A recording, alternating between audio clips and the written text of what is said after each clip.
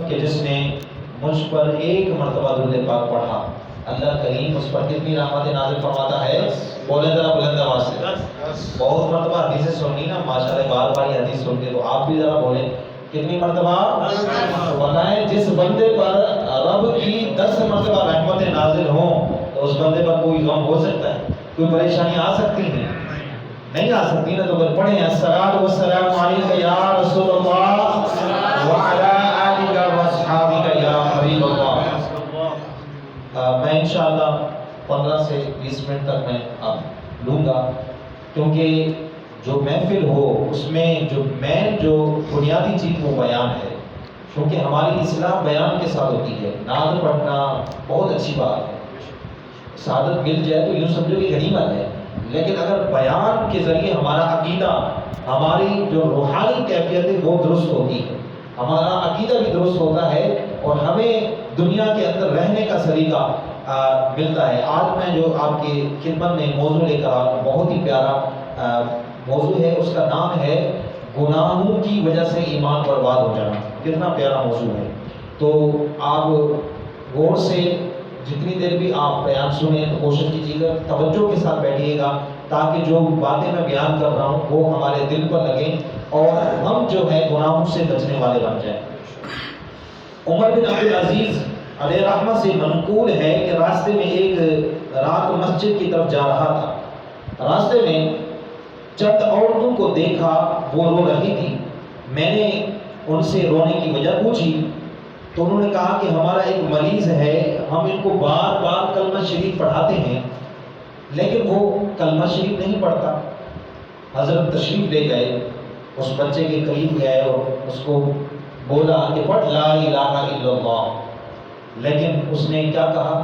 اس نے کہا معاذ اللہ کہ میں لا الہ الا اللہ کا انکار کرتا ہوں، اور اس میں اسی حالت میں اس کی روح پرواز کر کے انتقال ہو گیا۔ اب بتائیں، گناہوں کی وجہ سے اگر ایمان برباد ہو گیا تو پھر بنے گا کیا ہمارا؟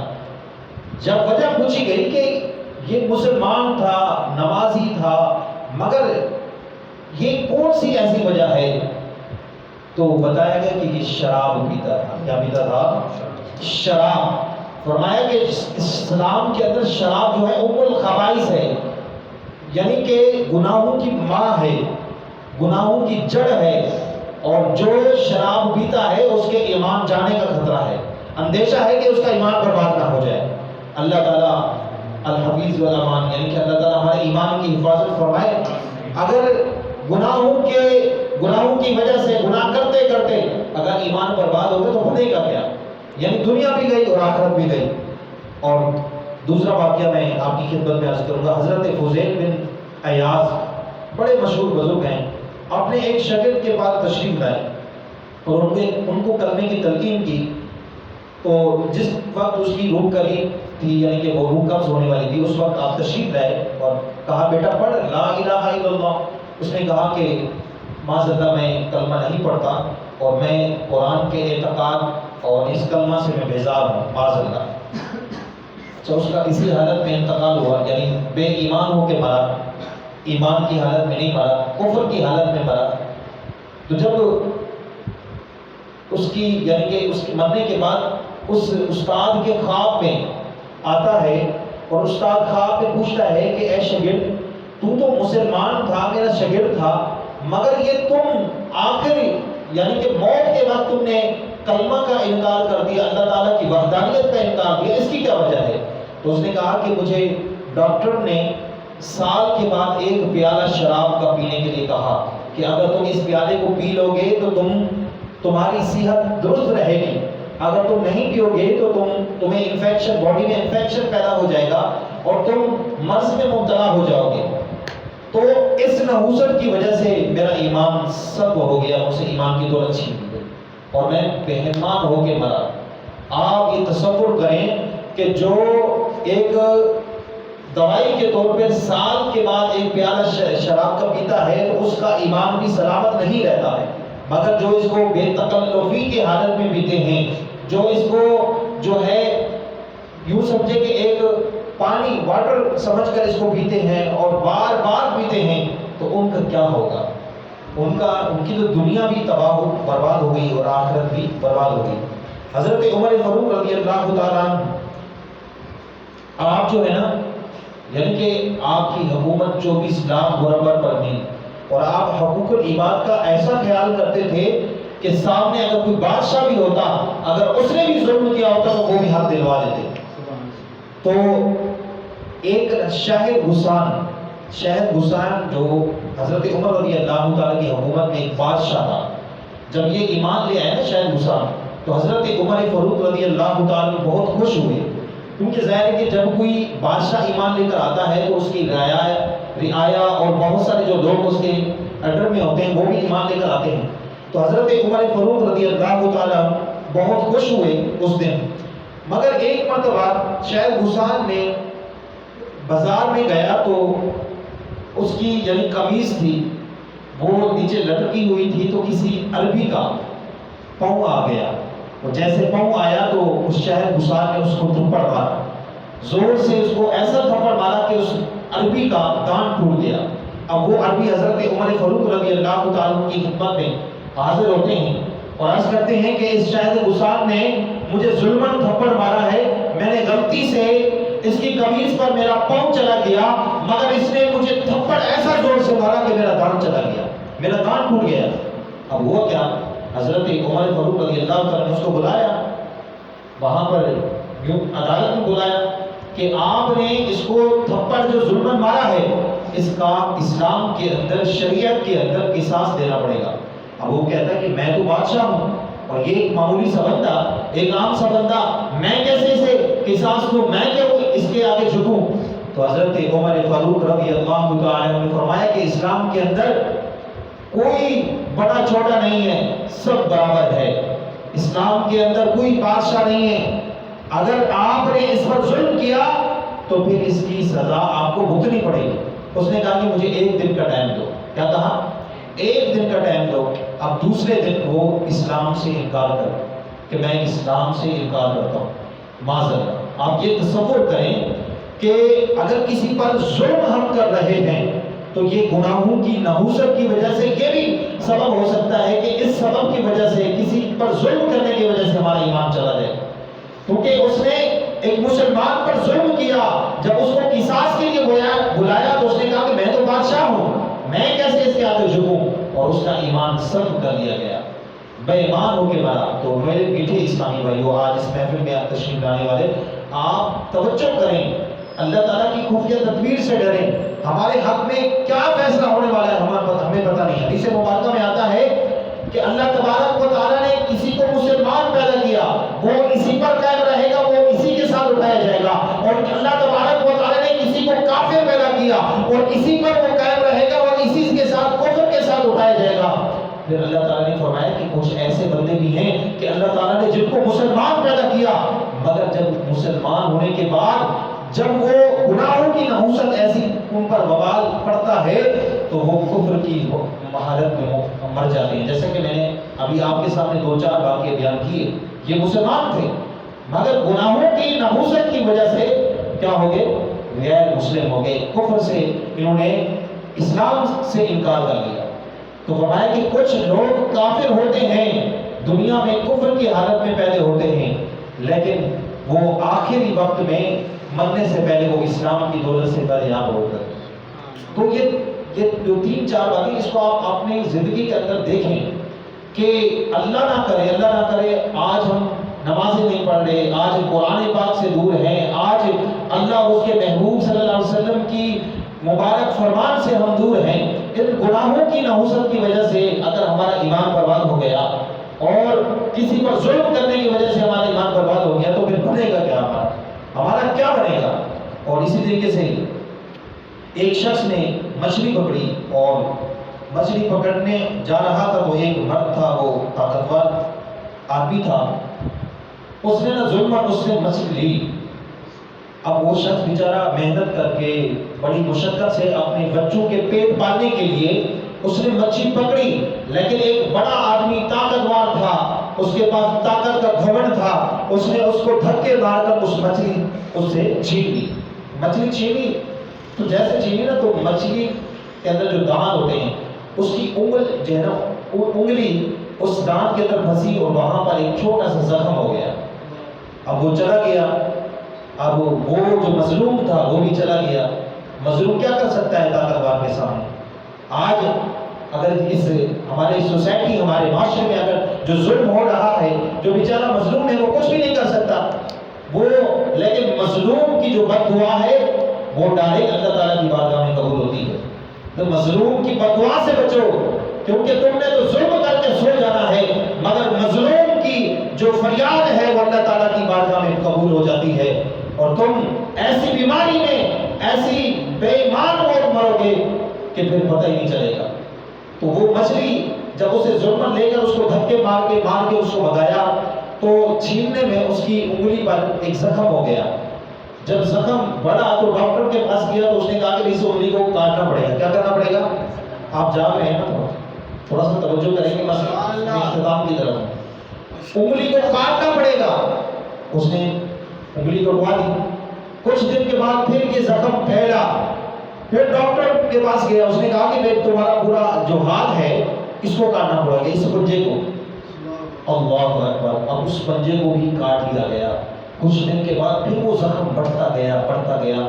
پھر ڈاکٹر نے کہا کہ تمہارے پورے بازو کو کاٹنا پڑے گا. جب بازو کو کاٹا تو اس نے اس کو کہا کہ بھائی تو ذرا سوچ کہ تو نے کسی کے ساتھ ظلم تو نہیں کیا، کسی کے ساتھ زیادتی تو نہیں کی کہ اللہ تعالیٰ نے تجھے اس عذاب میں مبتلا کر دیا. تو اس نے دماغ پر زور دیا تو اس نے کہا ہاں، ایک بندے سے میں نے ظلماً مچھلی وصول کی. وہ بیچارہ مچھلی پکڑ کے اپنے بچوں کو پالنے کے لیے، بچوں کو کھلانے کے لیے لے جا رہا تھا. جب ڈھونڈتے اس بندے کے پاس گیا تو اس نے کہا مجھے پہچانتے ہو؟ تو اس نے کہا میں تجھے کیسے بولوں گا، وہ تو وہی ہے، تو میرے بچے روتے رہے تیری وجہ سے اور تو مجھ سے ظلماً مچھلی لے کر بھاگ گیا. اور اس نے کہا کہ اچھا یہ بتاؤ کہ تم نے جب میں تجھ سے مچھلی یعنی کھینچی اور لے کر بھاگا اس وقت تو نے کیا کہا تھا مجھے، یعنی کہ بد دعا کی، کیا کہا؟ تو اس نے کہا کہ میں نے کہا اے باری دادا، اس طاقتور نے مجھ سے مچھلی لی، میں مظلوم ہوں، یہ ظالم ہے، مجھے مار کر یہ مچھلی مجھ سے لے کر بھاگ گیا، لیکن اے مولا تو بڑا طاقتور ہے، اے مولا تو قادر مطلق ہے، تو اپنی طاقت کا جو مظہر ہے وہ دکھا دے، اس ظالم کو اس کے انجام تک پہنچا دے. اللہ اکبر. آپ دیکھیں اس مظلوم کی بد دعا کی وجہ سے اس کا پورا ہاتھ ضائع ہو گیا. تو میرے بھائیوں، آج کے بیان کا جو مین ٹاپک ہے کسی پر ظلم کرنا، کسی پر زیادتی کرنا.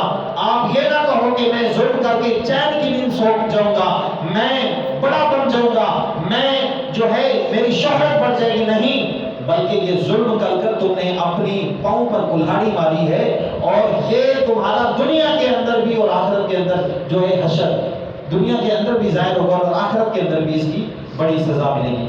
اسی طریقے سے فرمایا کہ نبی پاک صلی اللہ تعالی علیہ وسلم کی زیارت کی جستجو پیدا کریں، اپنے دل میں حضور کی محبت ہو. شعر ہے نا کہ محمد سے وفا تو نے تو ہم تیرے ہیں، یہ جہاں چیز ہے کیا جو ہو قلم تیرے ہیں. کسی نے کیا پوکا نجم کی ہی خدا آرزو ہے یہی، عاشق زار کی آبرو ہے یہی، موت کے وقت سر ان کے قدموں میں ہو، دید ہوتی رہے دم نکلتا رہے، دید ہوتی رہے دم نکلتا رہے.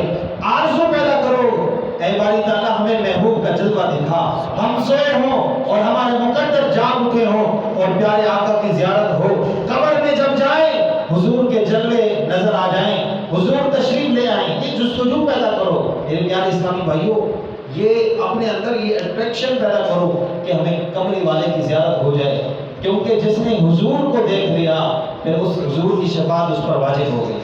تو یہ کیسے ہوگا؟ یہ ایسے درود پاک پڑھنے سے. حضور کی بارگاہ میں کثرت سے درود پاک پڑھو، جہاں حضور کا ذکر ہو رہا ہو. یہاں پر دیکھیں بزم عشق مصطفیٰ الحمدللہ جتنے بھی اس ہمارے ساتھ ریلیٹڈ ہیں اس بزم سے، اللہ تعالیٰ سب کو سلامت رکھے. ہم کسی پیسے کی لالچ میں، کسی روپے کی لالچ میں نہیں آتے، بلکہ اللہ اس کے محبوب کی رضا کے لیے آتے ہیں.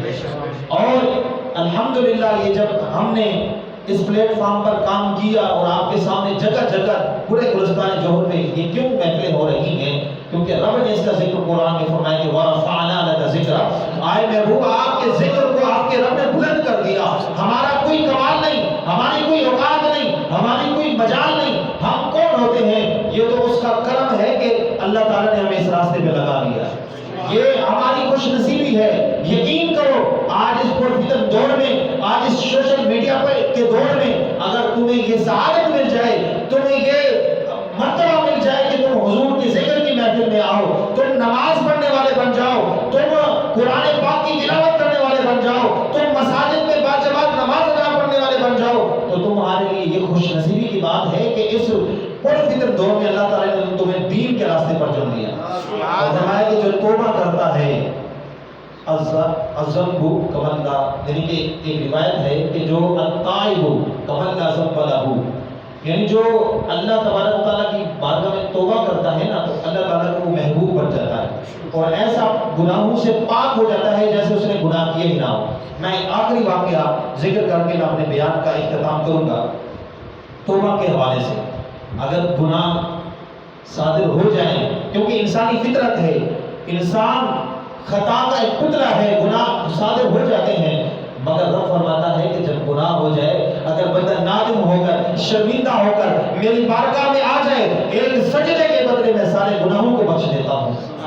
میری رحمت بڑی وسیع ہے, میری رحمت بڑی اعلیٰ ہے. حضرت موسیٰ علیہ نبینا علیہ السلام کی قوم, آپ کی قوم پر بارش نازل ہوئی, جہاں پر بارش نہ نازل ہو وہاں پر قحط ساری ہو جاتی ہے, یعنی قحط میں لوگ مبتلا ہو جاتے ہیں. ظاہر ہے جب بارش ہوتی ہے تو گندم ہوتی ہے اور کھیت اگتے ہیں جس سے خوشحالی ہوتی ہے, جس سے ملک میں امن امان کی صورت پیدا ہو جاتی ہے, لوگوں کو راشن مہیا ہو جاتا ہے. لیکن جب کئی سالوں سے بارش نازل نہیں ہوئی تو اللہ تعالیٰ کی بارگاہ میں عرض کی, اے باری تعالیٰ بارش نازل نہیں ہو رہی, لوگ قحط ساری میں مبتلا ہو رہے ہیں. تو اللہ تعالیٰ نے حکم دیا کہ اپنی قوم کو جمع کرو ایک جگہ پر اور وہاں پر اکٹھے ہو کے دعا مانگو. جب پوری قوم جمع ہوگی 70,000 آدمی حضرت موسیٰ علیہ السلام کی دعا میں شریک ہو گئے. اب اللہ تعالیٰ کی بارگاہ میں گڑ گڑا رہے, اے باری تعالیٰ بارش نازل فرما, لیکن بارش نازل نہیں ہوتی. پھر حضرت موسیٰ علیہ السلام اللہ کی بارگاہ میں عرض کرتے ہیں, اے باری تعالیٰ بارش نازل نہیں ہو رہی. اللہ فرماتا ہے کہ ان 70,000 آدمیوں میں سے ایک آدمی ایسا ہے جن کے گناہوں کی نحوست کی وجہ سے میں بارش نازل نہیں فرما. اللہ, گناہوں کی نحوست کی وجہ سے میرا نافرمان ہے, میں اس کے سبب جو ہے بارش نازل نہیں فرما رہا. تو اللہ تعالیٰ نے حضرت موسیٰ علیہ نبینا علیہ السلام نے اللہ کی بارگاہ میں عرض کی, اے باری تعالیٰ پھر کیا آگے کیا معاملہ کیا جائے گا, اس آدمی کو کیسے کیا بولیں اور کیا کریں. تو اللہ تعالیٰ نے فرمایا اس آدمی کو یہاں سے جانے کا کہو, جب تک یہ موجود رہے گا بارش نازل نہیں ہوگی. اب حضرت موسیٰ علیہ السلام نے اللہ تعالیٰ کی بارگاہ میں عرض کی, اے باری تعالیٰ 70,000 کا مجمع ہے, میری آواز 70,000 کے مجمع تک کیسے جائے گی. اللہ تعالیٰ نے فرمایا, اے موسیٰ آواز دینا تیرا کام ہے, آواز بجانا میرے رب کا کام ہے. نعرہ تکبیر, نعرہ رسالت, نعرہ حیدری. آواز دینا تیرا کام ہے اور آواز کو پہنچانا میرا کام ہے. حضرت موسیٰ علیہ نبینا علیہ السلام نے آواز دی کہ اے 70,000 کے مجمع سے ایک فرد ایسا ہے جن کے گناہوں کی نحوست کی وجہ سے اللہ تعالیٰ بارش نازل نہیں فرما رہا. اس بندے کو چاہیے کہ فوراً چلا جائے. اب اس بندے نے نا اپنے سر پر چادر ڈالی ہوئی تھی, اس نے آئیں دیکھا بائیں دیکھا اور اپنے سر کو جھکا لیا اور اللہ کریم کی بارگاہ میں عرض کرتا ہے, اے باری تعالیٰ آج مجھے رسوا نہ کر, آج ان 70,000 مجمع کے سامنے مجھے رسوا نہ کر. میں تیری بارگاہ میں توبہ کرتا ہوں, میں تیری بارگاہ میں معافی مانگتا ہوں کہ آج مجھے معاف فرما دے. یہ کہنا تھا کہ بارش نازل ہو گئی. سبحان اللہ, بولے نا سبحان اللہ. کیا ہو گئی؟ بارش نازل ہو گئی. اور جب بارش نازل ہوئی نا تو حضرت موسیٰ علیہ السلام نے اللہ کی بارگاہ میں عرض کی, اے باری تعالیٰ تو نے تو کہا تھا کہ تیرا گناہگار بندہ اس مجمع میں موجود ہے, اس کو بھگاؤ, اس کو یہاں سے جانے کا کہو, مگر یہاں سے بھی کوئی ایک آدمی بھی نہیں ہلا, ایک آدمی بھی نہیں گیا, مگر اس کے باوجود بارش نازل ہو گئی. اللہ تعالیٰ نے فرمایا کہ جس بندے کی وجہ سے میں نے بارش بند کی تھی نا, اسی بندے کی وجہ سے میں نے بارش نازل فرمائی.